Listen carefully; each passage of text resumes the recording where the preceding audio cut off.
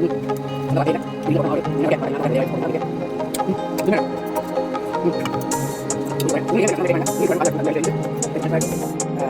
ரொம்ப டேஸ்ட்டாக இருக்கும்.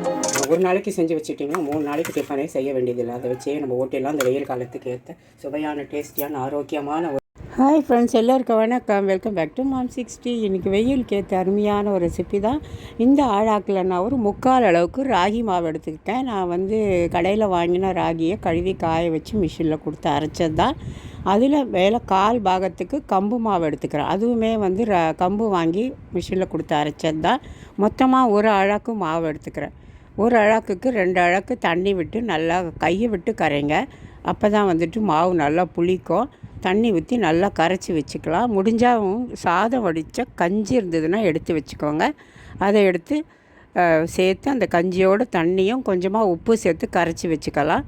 இது வந்துட்டு கஞ்சி சேர்த்து கரைச்சா இன்னுமே டேஸ்ட் நல்லாயிருக்கும். அவ்வளோதான், கரைச்சாச்சு. நைட் 8 மணிக்கு நான் இன்றைக்கி கரைச்சி வைக்கிறேன். இப்போ வந்துட்டு மறுநாள் சாயங்காலம் நேற்று நம்ம வந்துட்டு நைட்டு ஊற வச்சுருந்தோம் இல்லையா, இது கம்பம் கேழ்வரகம் சேர்த்து புளிச்சு வந்துருக்கு பாருங்கள்.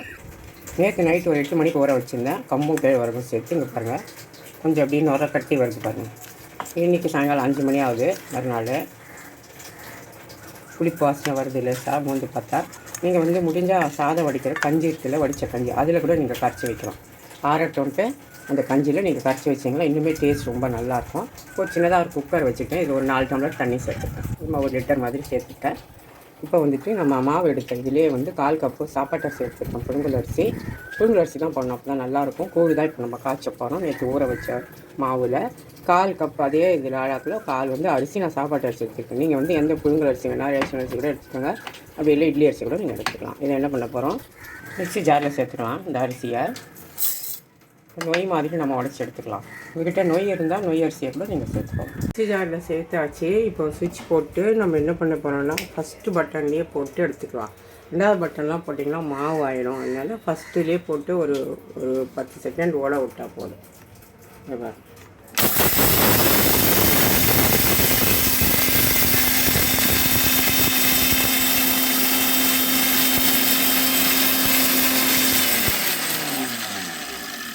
பார்க்கலாம்.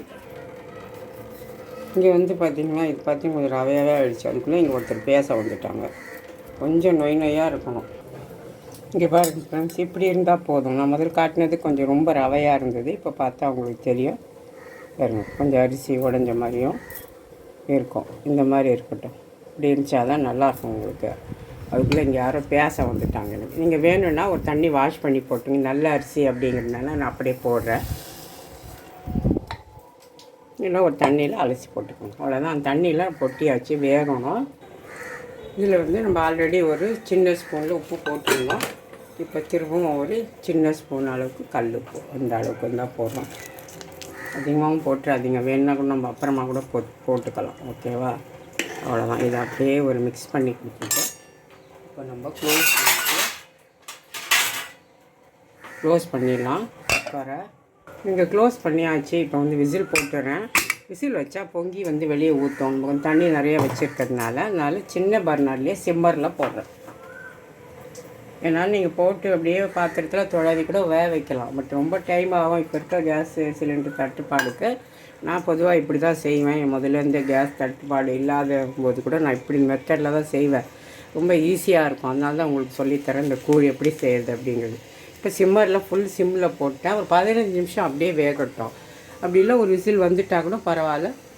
10 நிமிஷத்துலேருந்து 15 நிமிஷம் போட்டு ஆஃப் பண்ணிக்கலாம். ஃப்ரெண்ட்ஸ், இப்போ வந்துட்டு ஒரு 15 நிமிஷமாக வெந்துருச்சு. சிம்மரில் போட்டு நான் ஆஃப் பண்ணி வச்சுட்டேன். ஃப்ரெண்ட்ஸ், இங்கே பாருங்கள், ஸ்டீம் எல்லாம் அடங்கினோட நான் குக்கரை வந்து ஓப்பன் பண்ணிட்டேன். எங்கள் வீட்டில் ஜன்னல்லேருந்து சரியான காற்று, ஸ்டவ் எரியல.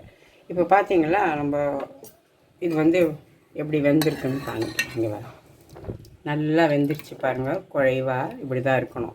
அதுக்கு தான் நான் முதல்ல ஒரு ரவையாட்டை உடச்சிட்டேன்னா அதை எடுத்து வச்சுட்டு திருப்பியும் போட்டு ஒரு 10 செகண்டு இருந்த சுற்றினா போதும். அதுக்கு மேலே மிக்சியில் ஓட்டாதீங்க. ஓட்டினீங்கன்னா ரொம்ப ரவை பத்துக்கு போயிடுச்சுன்னா கூழ் நல்லா இருக்காது, மாவு மாதிரி ஆகிடும். இது வந்து ஒரு கொதி வரட்டும், பார்க்கலாம். இங்கே பாருங்கள் ஃப்ரெண்ட்ஸ், நல்லா கொதி வர ஆரம்பிச்சிருச்சு. இன்னும் கொஞ்சம் கொதிக்கட்டும். அதுக்குள்ளே இந்த மாவை நம்ம கரைச்சி விட்டுக்கிறோம். கண்டிப்பாக வந்து ஒரு நாள் புளிக்க வச்சா தான் உங்களுக்கு கூழ் டேஸ்ட் நல்லாயிருக்கும். சில பேர் அப்படியே எல்லாம் கரைச்சி குடிப்பாங்க, அது வந்து வேக வைப்பாங்க, அது அந்த அளவு டேஸ்ட் இருக்காது. இதுவே எனக்கு வந்து புளிப்பு கம்மியாக தான் தெரியுது இன்றைக்கி. பொங்கி ஒரு நிறையா இட்லி மாவு மாதிரி லைட்டாக மேலே பொங்கி வரணும், ஒன்றுமே வரணும். இது பார்ப்போம். இப்போ வந்துட்டு இதில் தண்ணியாக நம்ம கரைச்சி வச்சோம் இல்லையா, இதுலேயே இன்னும் கூட கொஞ்சம் தண்ணி சேர்த்துக்கிற மாதிரி இருந்தால் சேர்த்துக்கலாம், ஏன்னா அது கெட்டி ஆகிடும். நல்லா கொதிக்குது. இப்போ இந்த மாவை வந்து நல்லா மிக்ஸ் பண்ணிவிட்டு நம்ம இதில் ஊற்றி தொழாவிக்கிட்டே இருக்க வேண்டியது தான். முதல்ல கொஞ்சம் ஸ்டவ் ஹையில் போட்டுக்கோங்க. அது கொதி வர டைமில் நம்ம சிம் பண்ணிக்கலாம், இல்லைன்னா அடி பிடிச்சிட்டே இருக்கும். அவ்வளோதான், ஊற்றியாச்சு. கெட்டி ஆகினே வரும். நம்ம இதெல்லாம் பண்ணுறோம் பாருங்கள், அது போல் மீதி இருக்கிறதையும் கொஞ்சமாக தண்ணி கழுவி ஊற்றிக்கலாம். வெறும் ராகி குழு அது ஒரு டேஸ்ட்டாக இருக்கும். கம்புக்கு மிக்ஸ் பண்ணும்போது கம்பு குழுமை உடம்புக்கு ரொம்பவே நல்லது. ரெண்டுமே கலந்தே நான் போட்டுட்டேன். இப்போது நல்லா சுற்றி கொதி வரணும். கிட்டத்தட்ட ஒரு 5லேருந்து ஒரு 8 நிமிஷம் ஆகும் இது செய்யறதுக்கு. மாவை ஊற்றி கரெக்டாக இருக்கும் பதம் வேகிறதுக்கு. கொதிக்க ஆரம்பித்து ஒரு 5 நிமிஷமாவது கொதிக்கணும். போட்டு கைவிடாமல் கிண்டிகிட்டே இருக்கணும், இல்லைன்னா அடியில் போய் பிடிச்சிரும்.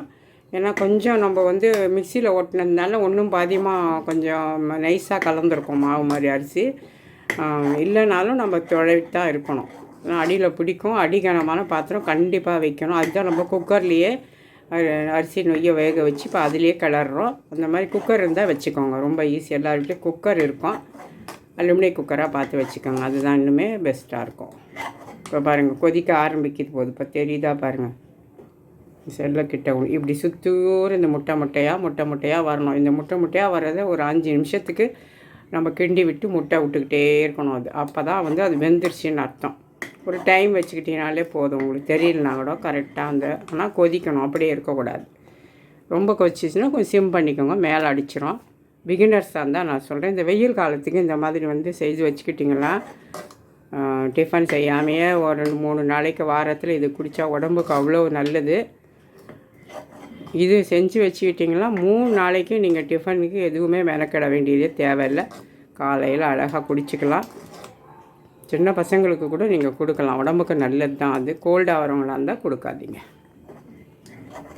இங்கே பாருங்கள் இதுக்குதான் பாருங்கள், இப்படியே கிண்டிகிட்டே இருப்போம் ஒரு 4லேருந்து ஒரு 5 நிமிஷம். இப்போ நல்லா கொதிக்க ஆரம்பிக்கும்போது கொஞ்சம் சிம்மர் மீடியம் பண்ணிப்போம், இல்லைன்னா இப்படி வெளியெல்லாம் அடித்து நம்ம மேலே கூட அடிக்க பாருங்கள், எகிருது பார்த்திங்களா மேலே, அதுக்காக தான்.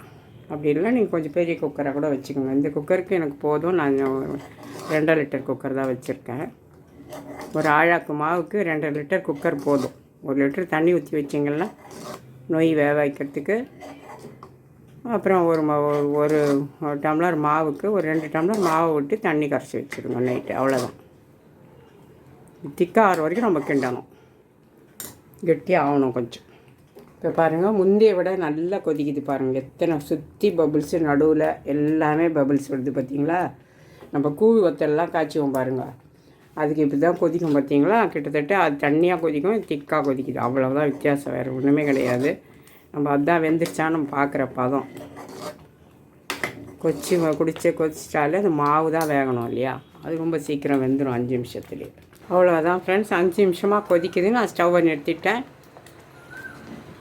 கரண்டி வந்து கொஞ்சம் நல்லா மரக்கரண்டி மாதிரி கொஞ்சம் லாங்காக இருக்கிறதா வச்சுக்கோங்க, மேலெல்லாம் தெரிக்காமல் இருக்கும். பிகினர்ஸ்க்காக சொல்கிறேன், எங்களுக்கெல்லாம் கொஞ்சம் தெரியும், நாங்கள் பார்த்து பண்ணுவோம். கொஞ்சம் ஒரு நிமிஷம் கேப் விட்டு கிண்டிகிட்டே இருங்க. மொத்தமாக விட்டுட்டிங்களா இதாகிடும். இப்போ இந்த அளவுக்கு போதும், நம்ம வந்து ஆஃப் பண்ணிவிட்டு அப்படியே கொஞ்சம் நேரம் பாதியில் மூடி வச்சுட்டு நாளைக்கு நம்ம பார்க்கலாம் எப்படி இருக்குது அப்படின்னு. சும்மா பாதியாக அப்படியே மூடி வைப்போம். அரிசிக்கு வந்து காலையில் மறுநாள் நேற்று கூழ் காய்ச்சி வச்சோம் இல்லையா, மறுநாள் நான் அதை எடுக்க மறந்துட்டேன் வீடியோ, சாரி. அதை அப்படியே வச்சுருந்து நைட்டு வெளியே தான் இருக்கணும். அதை வந்து எவ்வளோ வேணுமோ அந்த அளவுக்கு எடுத்து கொஞ்சமாக தயிர் ஒரு 2 கரண்டி விட்டு இந்த அளவுக்கு நான் கரைச்சி வச்சுருக்கேன். இன்னும் தண்ணியாக வேணா கூட நீங்கள் கரைச்சிக்கலாம், உப்பு சேர்த்துக்கலாம், அவ்வளோதான். இது அப்படியே நம்ம குடிக்க வேண்டியதான். மீதி வந்து தயிரெலாம் கலக்காமல் கை வைக்காமல் இருக்க அந்த கெட்டி கூட அப்படியே ஃப்ரிட்ஜில் இன்னொரு மாதிரி பாக்ஸில் போட்டு வச்சுட்டிங்களா 2 நாளைக்கு கூட அதை நம்ம வச்சு குடிச்சிக்கலாம், ரொம்ப டேஸ்ட்டாக இருக்கும். ஒரு நாளைக்கு செஞ்சு வச்சுட்டிங்கன்னா 3 நாளைக்கு டிஃபனே செய்ய வேண்டியதில்லை. அதை வச்சே நம்ம ஓட்டிலாம் அந்த வெயில் காலத்துக்கு ஏற்ற சுவையான டேஸ்டியான ஆரோக்கியமான ஒரு ரெசிபி இது. நீங்களும் ட்ரை பண்ணுங்கள். பிடிக்கும்போது எண்ணெய் போட்டு சின்ன வெங்காயம் ஏதாவது வத்தல் இந்த மாதிரிலாம் பொரிச்சு வச்சு சாப்பிட்லாம். ஒரு காய் இப்போ பாருங்கள் ஃப்ரெண்ட்ஸ், நான் சின்ன வெங்காயத்தை கட் பண்ணி போட்டிருக்கேன். நல்லா பொடிசாக போட்டுட்டு கட் பண்ணி சேர்த்துக்கோங்க. இங்கே இன்னும் வேணாலும் கூட மோர் கூட வச்சுக்கலாம். நிறைய தான் போட்டுருக்கேன் தயிர், இன்னும் கூட வேணாலும் நீங்கள் போட்டுக்கலாம். தனியாக கூட வச்சுக்கலாம். தொட்டுக்கிறதுக்கு பார்த்தீங்கன்னா இங்கே வந்து மோர் மிளகா வறுத்து வச்சுருக்கேன். மாவோட வீட்டில் போட்டது இதாக வச்சு நான் இன்றைக்கி இதை குடிக்க போகிறேன். செம்மையாக இருக்கும் டேஸ்ட்டாக. இதெல்லாம் ஊற்றிடலாம். நம்மளோட ராகி கம்பங்கூழ் செம்மையாக இருக்கும். வெயிலுக்கு இதை வந்து வாரத்தில் ஒரு நாள் செஞ்சு ஒரு 2 நாள் வச்சுக்கோங்க. டெய்லி செய்ய முடியாது. வச்சு ஃப்ரிட்ஜில் வச்சுட்டு எடுத்து மறுநாள் வேணுன்றப்ப திருப்பி அதே மாதிரி தயிர் உப்பு போட்டு கரைச்சி தண்ணி ஊற்றி கரைச்சிக்க வேண்டியது தான். கட்டி கூட அப்படியே வச்சுக்க வேண்டியது தான் ஃப்ரிட்ஜில். நல்லா சூப்பரான ஒரு கூழோடு இதை சாப்பிட போகிறேன். குடிச்சு பார்க்கலாம். தொட்டுக்கவே வேண்டாம், அந்த அளவுக்கு நல்ல ஒரு டேஸ்ட்டு, மனம் எல்லாமே இருக்குது. இந்த மாதிரி மிளகாய் கொஞ்சமாக எடுத்து வச்சுப்போம்.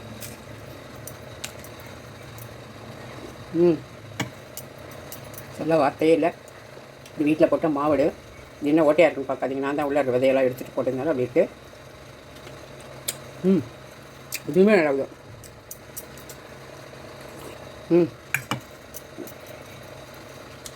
குடிக்க போகிறேன். நீங்களும் இதே மாதிரி நான் சொன்ன மாதிரி ட்ரை பண்ணுங்கள். வெயிலுக்கு உடம்பை பாதுகாத்துக்கோங்க இந்த அடிக்கிற வெயிலுக்கு. தேங்க்யூ ஃப்ரெண்ட்ஸ், பாய்.